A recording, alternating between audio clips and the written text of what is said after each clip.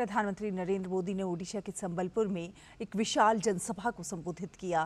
प्रधानमंत्री ने अपने संबोधन की शुरुआत पूर्व उप प्रधानमंत्री लालकृष्ण आडवाणी जी के योगदान की सराहना करते हुए की। प्रधानमंत्री ने कहा कि ये सम्मान उस विचारधारा का सम्मान है जो राष्ट्र प्रथम को लेकर चलती है। प्रधानमंत्री ने कहा कि आडवाणी जी ने भारत के लोकतंत्र को एक पार्टी, एक परिवार की कैद से निकालने के लिए निरंतर संघर्ष किया।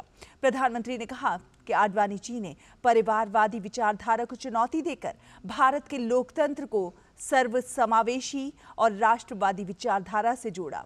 अंतरिम बजट का जिक्र करते हुए प्रधानमंत्री ने इसे गरीबों को सशक्त करने की गारंटी बताया। पीएम ने गरीबों का बिजली बिल जीरो करने के लिए केंद्र सरकार की सौर ऊर्जा पहल को अहम बताया।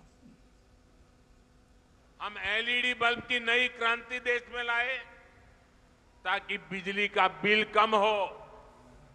अब हमारा प्रयास है कि देश के गरीब का बिजली बिल भी जीरो हो जाए। इसलिए इस बजट में 1 करोड़ परिवारों के लिए रूफटॉप सोलर पावर स्कीम की घोषणा की गई है। इससे छत पर सोलर पैनल लगाकर बिजली पैदा करने वालों को मुफ्त बिजली तो मिलेगी ही, वो ज्यादा बिजली पैदा कर उसे बेचकर उसके भी पैसे की कमाई कर सकेंगे।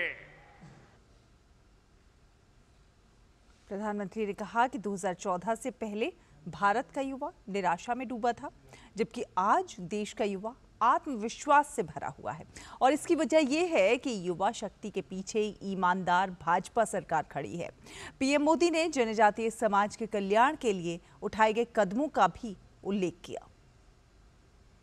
बीते 10 वर्षों में जनजातीय कल्याण के लिए बजट को हमने कई गुना बढ़ाया है। ये भाजपा ही है जिसने ओडिशा की सम्मानित बेटी आदिवासी समाज की प्रतिनिधि आदरणीय द्रौपदी मुर्मू जी को देश का राष्ट्रपति बनाया है। अभी 3 दिन पहले जब उन्होंने संसद को संबोधित किया तो पूरी दुनिया उनके एक एक शब्द को ध्यान से सुन रही थी।